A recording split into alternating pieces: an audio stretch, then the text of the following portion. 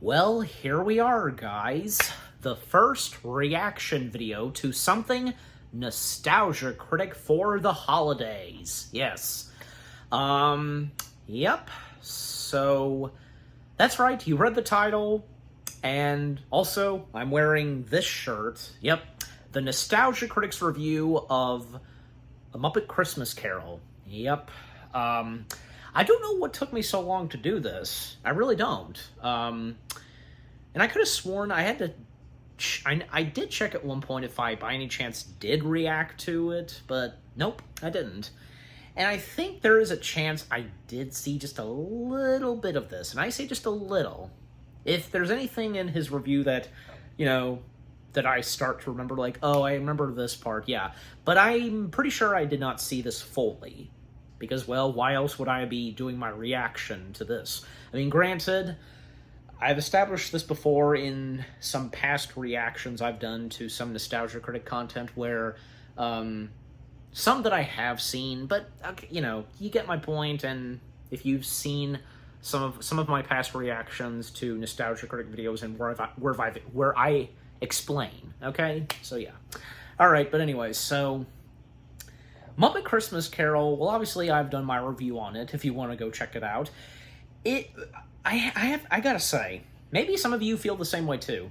Muppet Christmas Carol is one of my all-time favorite Muppet films, as well as one of my favorite Christmas Carol movie adaptations. I'm not kidding. There's this, and right next to that, the one with Patrick Stewart. That being my number 2 favorite. Yeah. Also, no offense to, like, say, some of the other biggie Christmas Carol movies, like most notably the one with George C. Scott from the 1980s. Especially, and shout out to my mom, that's her favorite. So, hey, we're all entitled to our opinions, and we all have our favorite movie adaptations of A Christmas Carol. Right? So, yeah, anyways. But, yeah, like I said, Muppet Christmas Carol being one of my favorites... and fun fact, because, that pops in my mind, because, well, it's true, because Muppet Christmas Carol was the first Muppet film in a long time since, Muppets Take Manhattan, and the first Muppets film project, without Jim Henson. Yeah, because this came out only 2 years after he passed, and, well, production began... just after he sadly passed away. The same goes for Richard Hunt, because both big Muppeteers, and, well, the father of the Muppets, Jim, sadly passing away, and, because Muppet Christmas Carol being dedicated to both of them. Yeah. Also, it's a shame because, not even especially, like, Richard Hunt, he never got to lend his voice to any Muppet character in Muppet Christmas Carol, because, he passed away during production, but if only he managed to at least do a bit of voice recording, that would have been great. Would have been, yeah. But of course, as we all know, because, Muppet Vision 3D being one of the last ever pieces of Muppet materials that both Jim Henson and Richard Hunt were involved in. Most notably since, one of the big things from Muppet Vision is, well, Statler and Waldorf, their animatronics, and how, well, Statler and Waldorf get the first and last lines of Muppet Vision, because they start off Muppet Vision, and technically Statler being getting the first and last lines, he's the first one that talks, and, hey, Waldorf, what are we gonna see in here anyways, and, we can't, you old fool, we're bolted to the seats. Yeah, but anyways, so, yeah, but coming back to Muppet Christmas Carol, and I'm pretty sure, yeah, I've seen Doug's review of it for Disney-cember. I think, yeah, he's kind of given it some positive things to say, aside from Michael Caine. Come on, Michael Caine, he was fantastic as Scrooge, but it's Doug's opinion, so, and what he has to say as the Nostalgia Critic, But the fact is, and the thing is, I should say, because, well, if you know this, because Michael Caine, another fun fact, Michael Caine told Brian Henson, who directed Muppet Christmas Carol, which, by the way, was his first ever film that he directed, Brian Henson. And he did a heck of a great job, definitely. And look what he would do next. Yeah. Michael told Brian that he was going to play Scrooge, like, serious and not do anything Muppetish and with interacting with the Muppets. And Brian just encouraged this, and yeah. And, because this is A Christmas Carol and the character of Ebenezer Scrooge that we're talking about, okay? Michael Caine, he was fantastic in how he interacted with the Muppets. And his singing, well, come on. His singing, I thought, was pretty good. Yeah. So, anyways, especially, like, not just with, the Thankful Heart song and The Love We Found, but, well, one of the first ones when the love is gone. Both What's-Her-Face and Michael Caine stepping in towards the end of the song and singing, and, yeah, amazing. And I'm pretty sure, yeah, because, okay, maybe I did see a little bit of this, because I'm pretty sure, yeah, it's obvious, yeah, Doug, as the Nostalgia Critic, talks a good chunk, with the one song that was deleted. Well, actually, because granted, there were a few other songs that didn't make it in the final film. They just made it on the soundtrack, but, probably because they were never filmed. There was one song that Dr. Bunsen Honeydew and Beaker had, and one that Sam the Eagle had. Yeah, so, and if you remember where Honeydew, Beaker, and Sam the Eagle show up and pop up in the movie and the parts that they play. So, yeah. Anyways. Alright, but enough said, and without further ado, let's see what Doug, as the Nostalgia Critic, has to say on The Muppet Christmas Carol. Yeah. So, okay. By the way, because when I first got this started up, listen to this. That's VPN. The best VPN. Yeah, just cuts. You know, right? Because...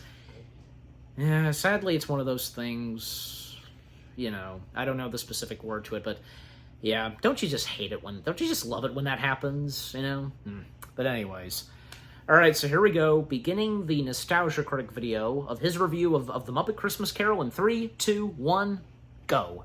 That's VPN, the best VPN there is. Take back your online privacy today. I usually have, like, something to drink with me. And at times, I've had a snack, so... this being one of the old intros.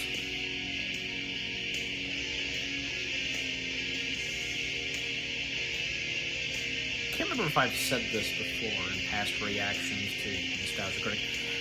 Which would be your favorite variation of the Nostalgia Critic intros? Yeah, for me it's hard to choose, but here we go. Hello, I'm the Nostalgia guy, remember? So you don't have to. Does anyone else find it strange that one of the most popular renditions of a 19th century novella written by one of England's most celebrated authors has talking socks in it?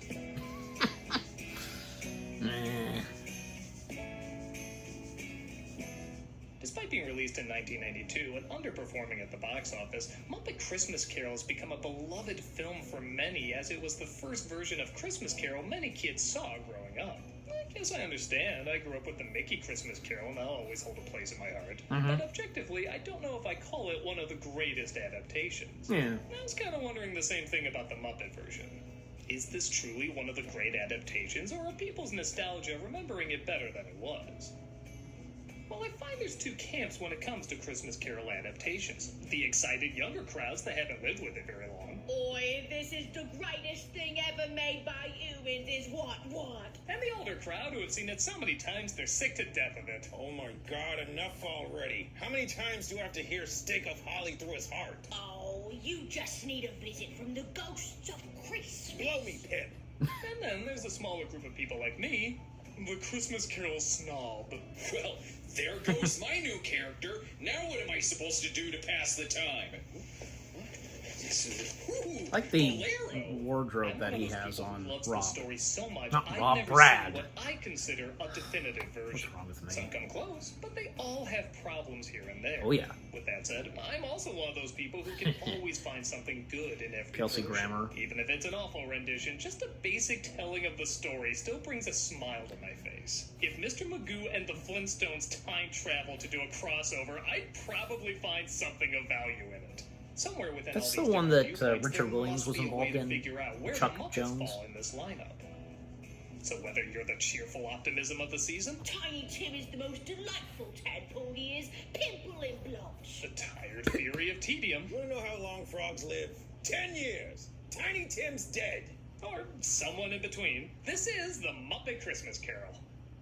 We begin with the most 1992 logo, a CG laser carving out the face of Kermit the Frog. Yeah, Muppets are badass now. Remember when Sesame Street opened pretty with Big cool. Bird walking through an explosion? Brought to you by the One of the letters things I like F. about this film is right off the bat, the set kind of looks like a Muppet. It's a smaller, simpler version of what you're used to, and it clearly took craft in making, but Yep. it's also enjoyably cheap looking. It's clearly not a real town, it's not even a miniature, it's a medium-ture. This is done so that It is a people model. and Muppets can exist Part on of the it same is. floor while still looking cinematic. I actually argue this is the first Muppet film to have interesting angles. Sometimes the others had variations, but for the most part they were shot straight on. And I get it, they were thinking about hiding the puppeteers. But in this one, the shots weren't altered to make the puppets work, the puppets were altered to make the shots work. Part of the reason being this is the first Muppet film to use CG to take out the puppeteers. Which is a good way of advancing the technology, but still keeping that low-key look. And that- With that that said, shot, though, too. everyone moves in accordance with the Muppets, which has always been part of the charm. Look how small Scrooge's steps have to be. No one walks like that. He has to make 4 feet look like a mile. In reality, he's on a plank with the puppeteers below him. It looks a little weird, but you feel the effort and dozens of hours put into every shot because of it. But okay, I know I'm talking a lot about the technicals. How are the Muppets themselves? Well, they still got those cute one-liners. Ah, yes, back when this was the only property Disney acquired. Oh, we're looking to get SpongeBob next. Gonzo is introduced as Also, the the author slash pigs. narrator Charles Dickens. Hey, That was a nice fine meal. What should we do now? Let's have a lunch. Look at my nose and tell me that's not my name. The songs are really good, Yeah. written by musical legend Paul Williams. Mr. Outrage, Pickles, Mr. Sneer. He has no Paul Williams being a... Using puppets, I just shit myself. But you might Well, have that was noticed done in something the a little Muppet Show different as about well. this Muppet project compared to the others. It surprisingly takes itself seriously. In the past, the idea was whenever the Muppets would tell a well-known story, their larger-than-life personalities would screw it up somehow. They'd still be hard, but you usually watch them to see how not to tell the story. Here comes the beautiful horse drawn I was saying coach Paul you've all Williams been being a waiting staple for. of the Muppets with music and songs. This is the first one not only to use text directly from the source, but also not have Kermit as the lead. Which I think makes sense for a more dramatic telling. Every idiot who says Merry Christmas should be boiled in his own pudding and buried with a stick of holly through his heart. Yeah! Kermit, I'm Cratchit, aren't I? Because of all that, And very this is a fitting more that he was Cratchit. kid-friendly version of the Muppets. Still a few jokes for the grown-ups, but not as heavy as the previous films. Now, wait a basin of gravy. Are you telling me that there's not genius behind Like the Lamp, not the Rat? Hey, like the lamp, not the rat, like the lamp, not the rat! I mean, it's cute. Bullshit! My Muppets would let their anger build up and then freak out on each other. Kermit would never do that. He's kind and nice and always gentle in a tough situation. You don't have to come in here and try to tell me those With the exception of, You've done that to me too many times. you know. I will not stand for it. I will not stand for it. Of course it's an orange. I just told you it was an orange. Piggy, you are fired. You are fired. Piggy, you are fired. you were I think saying. I've been emotionally scarred. You think that's bad? Check out their old coffee commercials. All right. I really don't think you're ready for that yet. They're a little harsh. He always was a cutout. Also, nobody Don't summon really Wilkins. conscious to make a horse this scary. It's like if Woody's horse lived in a crack house. Those eyes. Those horrible yellow eyes. Oh my god. Michael Caine plays Scrooge this time around, and give him credit, he said he had no intention of winking at the camera and wanted to play it as seriously as if there were no puppets around him at all. As I just I said. honestly believe him, but weirdly enough, I think he's kind of underplayed. Don't get me wrong, I love Yeah. a subtle Scrooge. The looks Alastair Sims and George C. Scott shoots are some of the most layered expressions I've seen in cinema. More often than not, Scrooge is usually too over the top, so I like that he scaled it back, especially with wide-eyed puppets around him. But that means when he does have to be expressive, it comes across as a little odd. December is the foreclosure season. Harvest time for the moneylenders. Why does it face like he just let out a fart? Harvest time for the money lenders. He seems to have That could be weird the thumbnail. inflections at weird moments. Mr. Scrooge. Bob. Bob Cratchit. He said that like he hadn't seen Cratchit in years. Well, Bob Cratchit. come on. 8 hours ago. Where have you been all these minutes? And then there's this. There's a reason, like... This is my favorite thing ever. What is this? It's so awkward. It's amazing. I want to marry this. I want to have this scene's baby. So mini Dr. Evil's doing the Macarena will populate the world. I love you, scene. Come on. Okay, I just do remember me. this part. Do me, scene. What are you? Duck, Now, duck, before you duck, kill duck. me, I don't think he's bad. He actually has some of my favorite scenes from any Christmas Carol. I Yes. think I've just been spoiled by so many Scrooges that I judge them a little harsher than I would other performances. But objectively, I know he works well enough. He's still cold, domineering, and has to pretend people's hands are their faces. That can't be easy. So don't worry, I'll point out the good stuff. But as a comedian, I can't stay away from stuff like this. Okay. We're from the Order of Victoria Charity Foundation. We'd like to speak to you about a donation. I would love some eyes. Some of us are endeavoring to raise a fund for the poor and the homeless. We're collecting for drug addicts. As you can see, my partner has been on cocaine since birth. This is the door. You may use it. Oh, dear. I can't be the only one who thinks Beaker flicks him off there. Maybe that's why he beeps all the Nah, time. It's this- just all his obscenities being censored. Bitch. Any place on public? I love that. Poor Bean Bunny. Oh, that sad little bunny. Yeah, the more shit that can Now happen to remember that this sheep, the too. better. How can you say that, you Barney little... Actually, the puppeteers thought that too. Director Brian Henson said before Jim Henson died, they were trying out new characters, and this one tested very strongly. It just so happens all the puppeteers hated him because he was too cute. This kind of pandering might have Too worked cute. in Sesame Street, but this was the Muppets, goddammit. So, every chance they could put him in some form of misery, whether it's slamming the door in his face, throwing things at him, or letting him freeze in the cold, they worked it in. I'm not gonna lie, knowing that actually makes his scenes a lot more entertaining. Now that's the stuff I like. That is jolly awful. Oh, come on. Did you Yeah. see their outtake when Tiny Tim died? May I have his dinner? You're ruining Muppets for me. Yeah, that's strange. Usually Disney does that. Scrooge lets Kermit the Frog as Bob Cratchit have Christmas off, so him and the bookkeepers celebrate. The world is at her best, you know, when people love and care. All right, boys, let's spread some disease. There's something in the wind today that's... Well, they be clean Muppet rats, As right? much as I enjoy this song and the overall atmosphere, with the puppets and the Christmas decorations, does anyone else feel like this is a McDonald's commercial? Tell me you couldn't see Muppet Happy Meals at the end of this. Till Christmas Day. No. Scrooge makes it Not home me. and is approached this time by a pair of Marleys, portrayed appropriately by Statler and Waldorf. But I don't believe Jacob it. and Robert Marley. A slight disorder of the stomach can make them cheat. For months I've been eating at Albies, and I've been seeing these foam puppet people everywhere. There's more of gravy than of grave about you. More of gravy than of grave. What a terrible pun. Where do you get those jokes? Wait, I remember where that's from. Bah Duck. It's good to be heckling again. It's good to be doing anything again.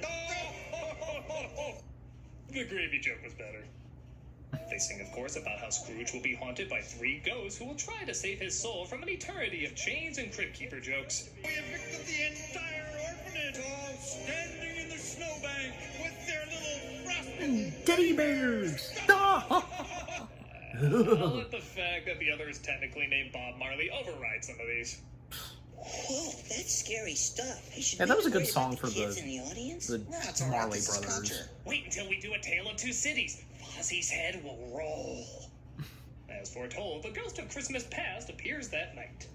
Are you the spirit whose coming was foretold to me? No, I'm Domino's. Of course I'm all that stuff you just said. A touch of my hand and you shall fly. You look like one of those babies that shits charms.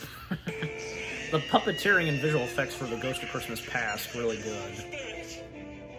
Yes? Nothing. There's a dildo-nosed Smurf and a hairy poop who hooked onto my balls. Are they part of the tour? The Ghost of Christmas Past How puppet is that was, written? Spirit, yes, nothing. well, She takes him to the past where he was shot in a revisits water his tank. childhood. That was really cool. I kind of love this kid playing young Scrooge because he only has one line, but he says it like he's the only one who realizes he's talking to puppets. You become a man of Well, business. I'm looking forward to it, Headmaster. Oh, yes, Headmaster.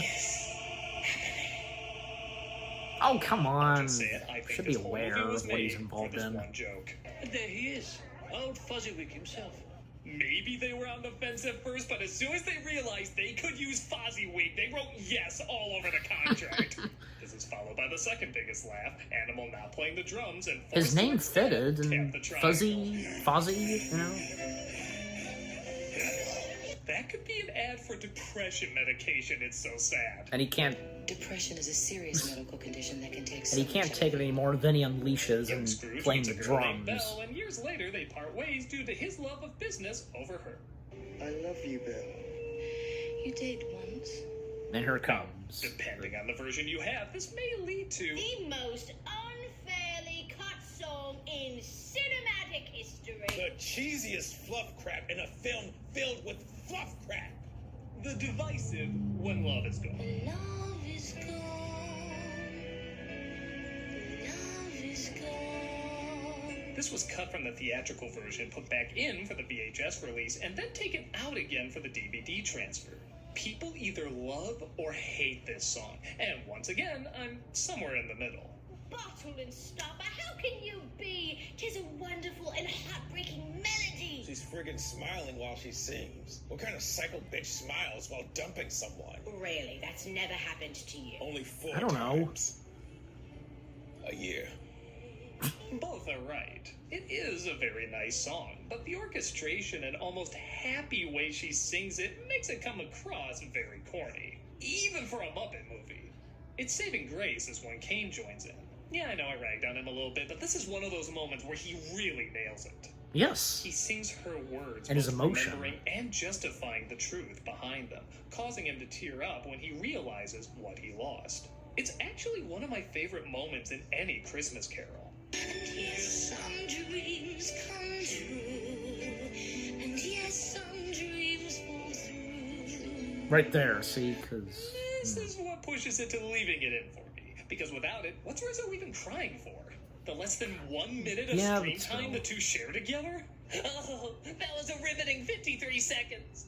I don't know. It's not a perfect moment, but there's too many good things in it to cut out. Why do you delight in torturing me? And him getting You emotional. know I sing like a Cockney William Shatner, yet you gave me 2 bloody songs. I'm gonna have Katzenberg cut this number. It's true, Katzenberg was involved in this, and he was responsible for... Dang it, Katzenberg. Okay, it's December, which means we can officially start watching Christmas movies, but... Okay. Okay, so, oh, wait a minute. Like our videos? Okay. Very quickly, time out because, yeah, some things that I pointed out, and I tried getting out because I always hate, talking over, the videos I react to and watch, and, like, say, Nostalgia Critic, yeah, because the whole, song being cut, Love Is Gone, yeah, I mean... It's a shame, but hey, at least, and thanks to Disney Plus, we can watch it. We can watch a version of A Muppet Christmas Carol with that song, Heck, like, even when I watched this with my dad and my stepmom, yeah, we watched... I had us watch the extended version with Love Is Gone, yeah. And, well, I mean, even if with the song being cut out, we still understand the situation, what's happening, because Belle departing and leaving Scrooge, and, well, Rizzo getting upset, and same goes for Scrooge, okay? But, but at the same time, with the song, yeah, because being very emotional and very important, And as Doug pointed out, and yeah, like, when Scrooge steps in and sings a little bit of it, but can't find himself to continue singing, and just, you can see, and just when he starts to choke up, just, oh, that's just so good, yeah. So, it's very mixed with the song being cut out, but, anyways. Alright, so enough with that, enough said, let's get back to it. Time in. To be notified about them. Want to actually be notified about them? Click on that bell as well. Also, don't forget to check us out on Twitch. Playing some games, telling some jokes, and overall having a good time. Hope to see you there. Okay. Scrooge has returned back home, but he gets another visitor. Well, I knew I shouldn't have licked Kermit before shooting. Come in! I know me better, man! My God, he looks like Jabba the Hutt melting into that princess from Brave. Did I already say that? You did. This is the Ghost of Christmas Present, played by a Jim Broadbent impression, who has one of my favorite It is additions Jerry to this Nelson. character, a bad memory. You're a little absent-minded, Spirit. My mind is filled with the here and now, and the now is Christmas.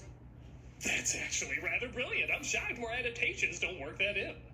I also like that Scrooge legitimately gets along with him. It adds something different, and it makes sense he would lower his defenses a bit as he changes through the night. It totally makes you forget the Cabbage Patch demons you convinced yourself were cute. It is the season of the heart. He sings It Feels Like Christmas, and yeah, I won't talk about this dance again. Well, one more. I love it when he's like, "Oh, got to move," and he's like, "Oh, I almost tripped, but I didn't. It was a dance." And we get a nice crane shot revealing this couple walking down alleyway, realizing it was the end of the set, so they stand there awkwardly. I wish to see friends, kin. Show me family. Scrooge is taken to his nephew's house, who invited the SNL Muppets, and they have some fun at his expense.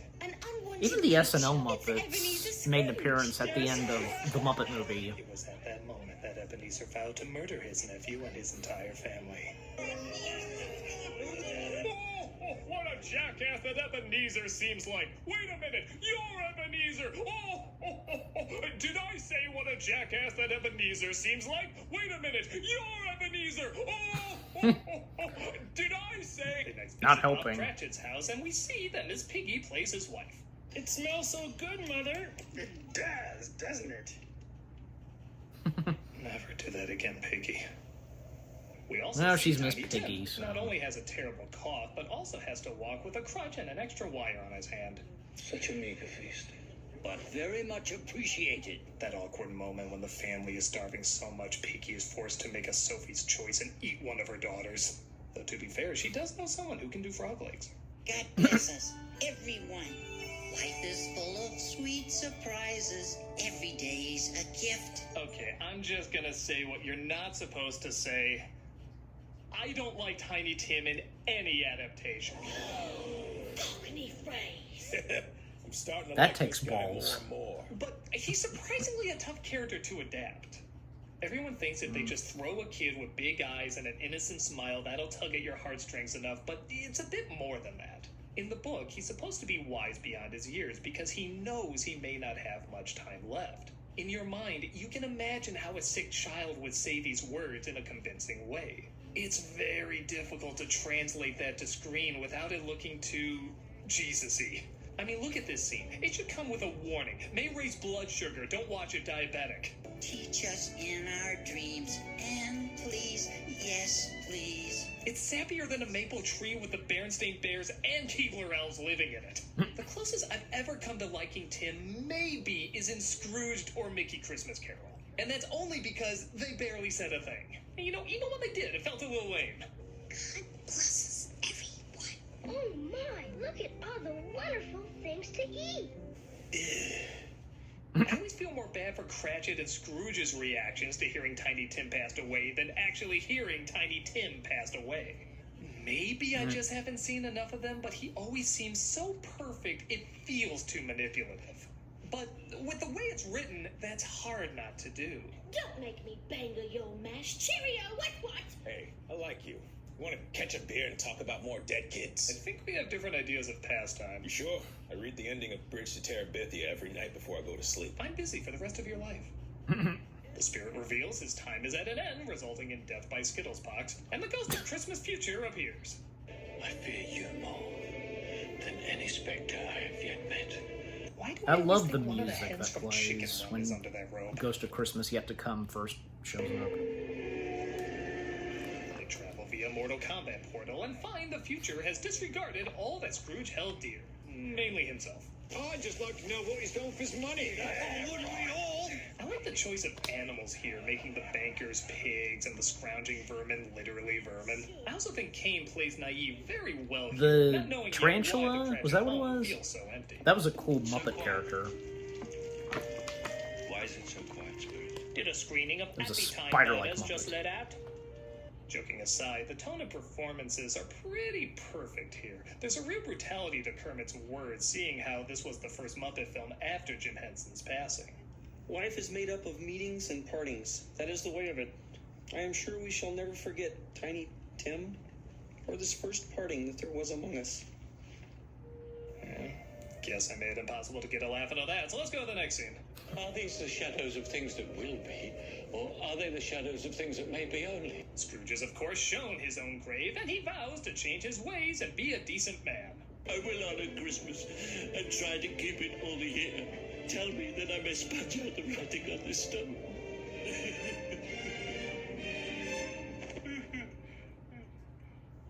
Okay, so for years I always I remember saw this this as too. very anticlimactic.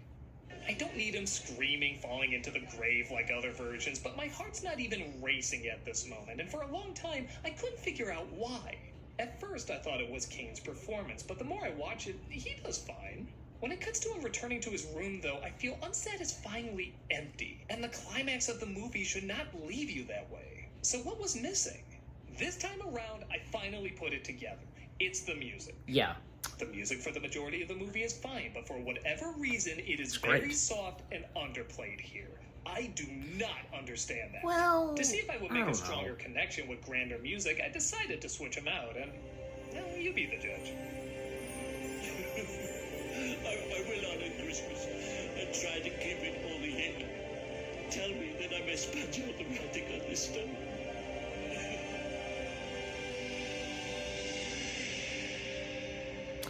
Now that I don't know. felt like a climax. That's what she said.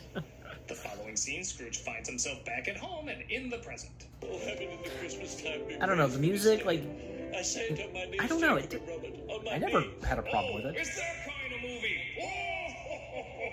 Okay, I can't be too mean, as I actually really enjoy him singing the song Thankful Heart. It's a good number, and despite, like I said before, Kane not exactly being the best singer, his demeanor is so pleasant, it's hard not to enjoy it. You simply Yeah. count his friends He's so happy. and promise to share Well, of course. the wealth. It's a good try. Who knows when it Oh, ends? come on, Doug. I think Albert Finney did worse. I think. But like I Actually, said, it's so joyful, and even his interactions I think with Albert Kermit Finney and did Piggy okay, are too. pretty friggin' adorable. You can leave this house I've seen it before. And That therefore, that I'm other about to Christmas raise Carol your movie. salary. That's a musical with Albert Finney and Yeah, I Alec said divorce Guinness. that bitch and I'll raise your salary. They sing a reprise, or first rendition, maybe, of When Love Is Gone, called When Love Is Found, and they, of course, have a Merry Christmas.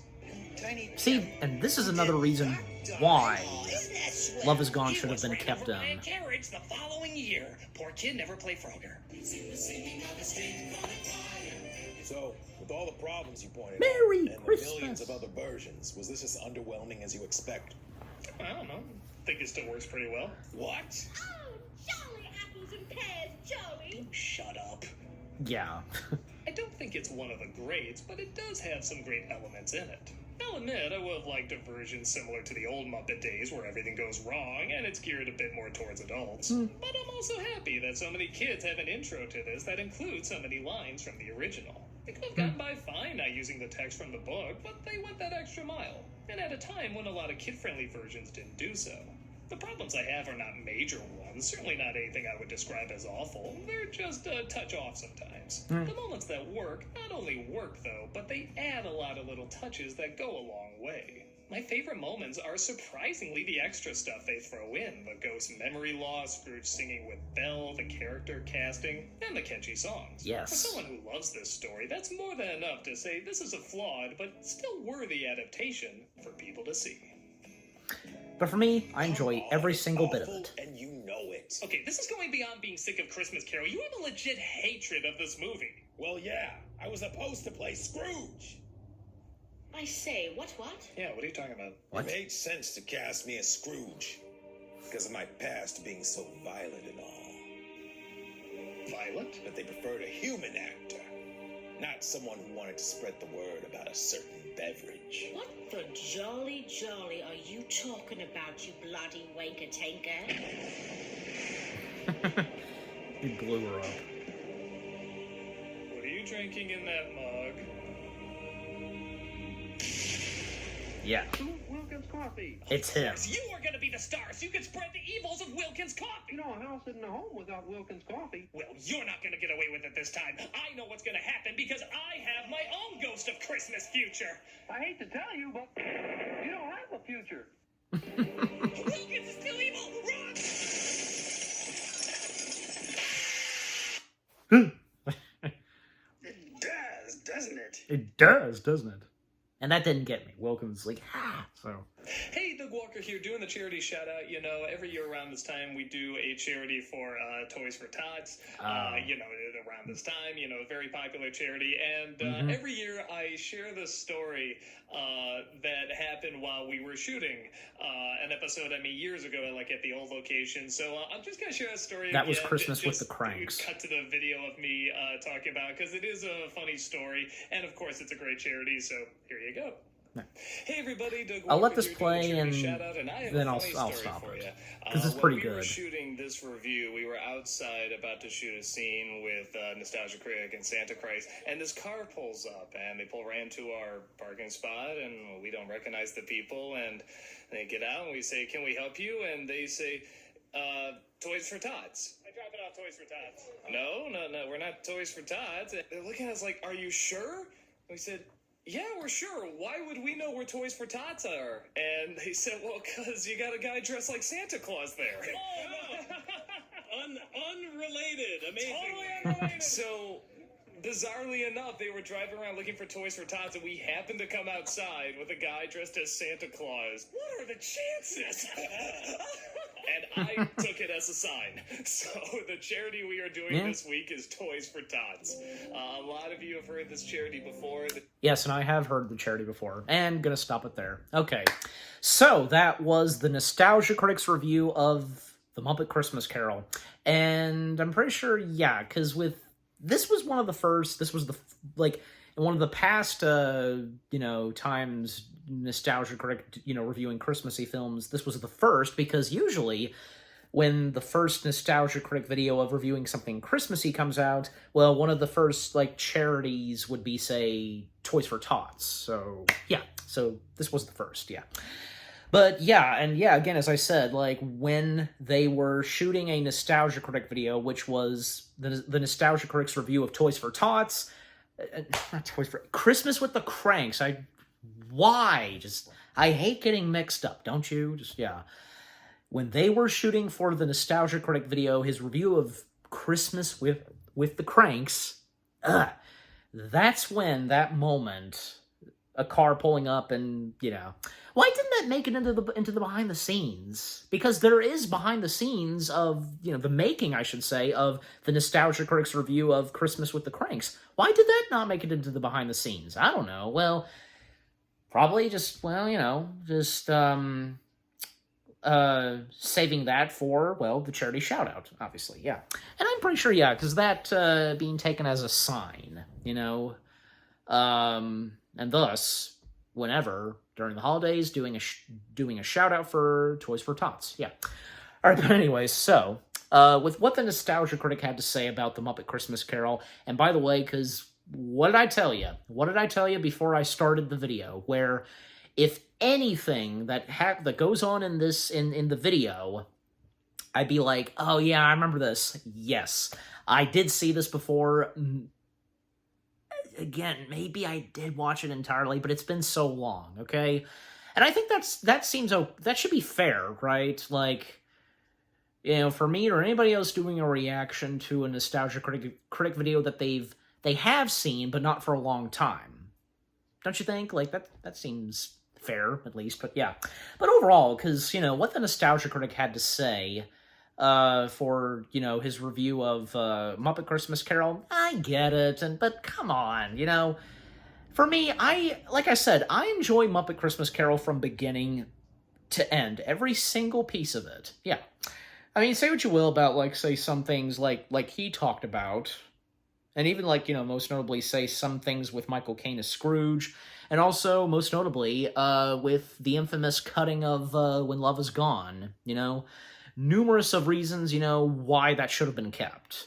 Yeah, because, with that being an important part of the movie, and not to mention, because, well, at the very end of the movie, we get the love we found, so, yeah, but, and also, Belle smiling, I don't see that as, oh, she's happy. No, because I guess it's just one of those things, like, you kind of, like, you seem like your face would be smiling, but you're not intentionally smiling at something sad. You know what I mean? I know what it is that I'm trying to say and what I'm describing, and maybe you do, but yeah. And other things that he talked about, well, like, this just popped in my head, where it's one of the... Muppet Christmas Carol is one of the first Muppet films where they really go at it with the camera shots and with the Muppet characters. Well, because, hey, green screen and how far, at that point, technology was advancing, and with camera shots, even, say, with the Muppets, and, Jim would have been very impressed with that, no doubt. And also be very proud of his son directing some Muppet materials from this, Muppet Treasure Island, which came after Muppet's Christmas Carol, that being the next Muppet theatrical film, and directing a little bit of Muppets Tonight. And let's not forget the Happy Time Murders. Oh, brother. Didn't the Nostalgia Critic, by any chance, do a review on that yet? Maybe he did. I have to check, but yeah. And if he has, and if you're ever watching this reaction again, I've done my reaction to it, but yeah. And I like how I love that in the trailer, one of the first trailers for Muppet, for Happy Time Murders, not only do they mention, from Muppet Christmas Carol and Muppet Treasure Island, referring to the director, from the director that brought you Muppet Christmas Carol and Muppet Treasure Island, but also referring to Muppets Tonight. That was a nice reference. That was nice they incorporated that too. Yeah. Anything else I want to mention? Well, I mean, just, the funny jokes and with the skits that go on, with Doug, Tamara, and Malcolm, and when it's revealed that it's Wilkins. Yeah, that was pretty funny. And, yeah, and also, it's obvious, and you can tell, because this was one of the Nostalgia Critic videos that was being filmed while they were quarantined, so, yeah. But anyways, at least, with some of the Nostalgia Critic videos being filmed at Doug's home, at least that iconic yellow background came back, because everybody loved the yellow background that was in the early days of the Nostalgia Critic videos. But honestly, I don't care. I don't mind that, because, we're always going to adapt and change with the video, with content that we make, and that goes for Doug Walker, the Nostalgia Critic. And, just being in new buildings, a studio, and, but at least, they don't go that big, because that's another thing. Doug has pointed this out, and yeah, the fans and people have not liked when at times they went big. They like something specific with the Nostalgia Critic content. You know what I mean? You would know this. I mean, take, for example, The Wall. They went big, and nobody liked that, But that's another story. But anyways. But yeah, I think, that's all I can think of. But yeah, just overall, the Nostalgia Critic's review of The Muppet Christmas Carol, really good. Say what you will, and if you agree with some stuff he pointed out, still, Yeah, but again, that was pretty good. A funny review from the Nostalgia Critic, yeah. Okay, so what about you guys? What did you think of the Nostalgia Critic's review of The Muppet Christmas Carol itself? Again, anything you agree and disagree with?